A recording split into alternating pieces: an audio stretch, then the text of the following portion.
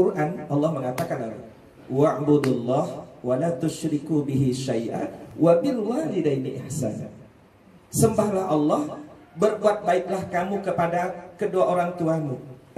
Wa'budullah wa la tusyriku bihi syai'a. Beribadahlah kamu pada Allah, jangan kamu syirikatkan Allah dengan sesuatu apapun. Wa bil walidaini ihsana. Dan berbuat baiklah kamu kepada kedua orang tuamu. Perintah setelah kita beribadah pada orang tua adalah berbuat baik pada setelah kita beribadah pada Allah adalah berbuat baik pada kedua orang tua. Betapa nilai berbuat baik pada orang tua itu sangat tinggi di hadapan Allah. Saya masih teringat dengan kisah penantian di Idul Fitri. Mudah-mudahan Bu Aula masih ingat dengan tausiah ini. Al-kisah di sebuah desa, hidup sepasang suami istri. Dia punya anak 3, Pak. Waktu anaknya masih kecil-kecil, ayahnya meninggal dunia. Tinggallah seorang ibu membesarkan 3 orang anaknya. Assalamualaikum. Inilah anaknya berbatang juga. Tinggallah seorang ibu membesarkan 3 orang anaknya sendirian. Dengan penuh kasih sayang, dengan penuh pengorbanan. Seiring perjalanan waktu, anak ini tumbuh dewasa. Apa yang terjadi? Satu persatu anak ini meninggalkan ibundanya. Satu persatu dia tinggalkan ibunya sendirian. Tak ada kabar berita sama sekali. Apalagi mau berkunjung. Ketika tiba Idul Fitri, sang ibu ini pagi-pagi betul sudah mandi. Dia pakai pakaian yang terbaik. Ibu ini duduk di teras rumah. Apa yang dia lakukan? Dia menunggu 3 orang anak yang pernah dia besarkan. Ketika waktu salat id tiba, ibu ini berangkat salat id. Sepulang salat id dia langsung balik ke rumah. Dia duduk di teras rumahnya, masih menanti kehadiran 3 orang anak yang pernah dia besarkan. Tapi hari itu Allah berkehendak lain, Pak. Terjadi musibah badai. Rumah yang dia tempati itu ambruk. Ibu tadi tertimpa reruntuhan rumah. Sebelum dia wafat dia berkata, ya Allah, aku seorang diri ya Allah sanggup membesarkan 3 orang anakku.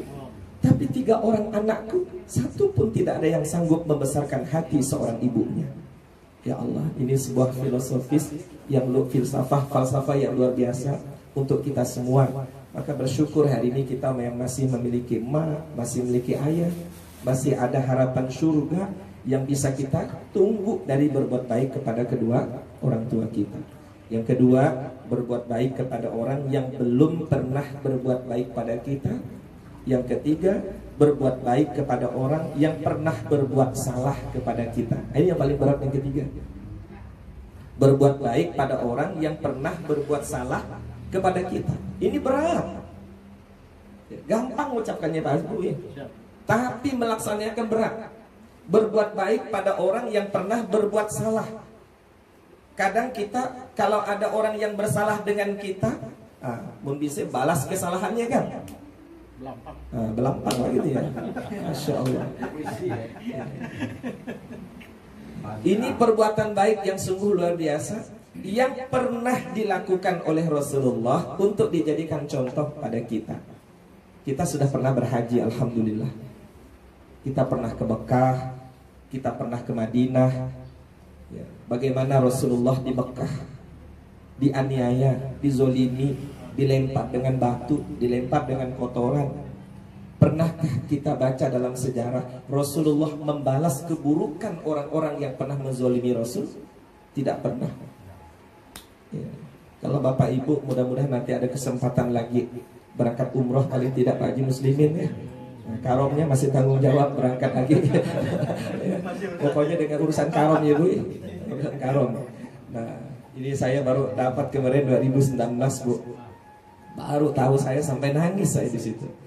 Kita keluar dari Bukit Marwah habis tahallul, ya.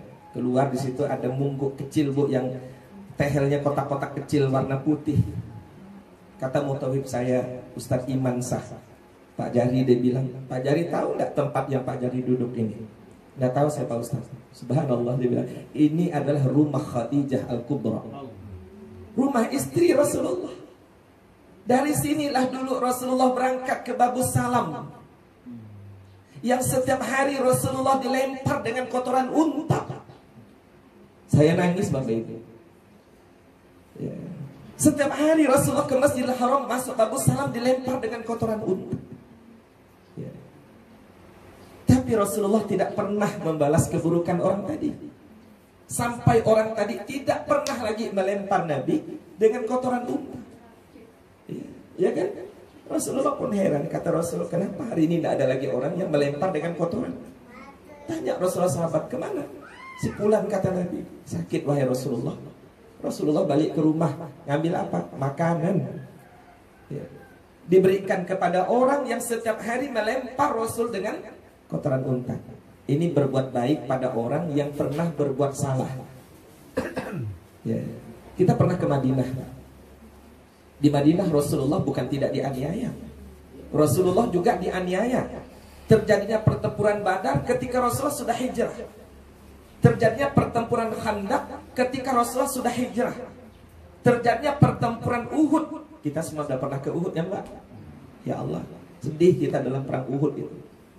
Rasulullah pun masih dizolimi di sana dengan dipimpin oleh Abu Sufyan.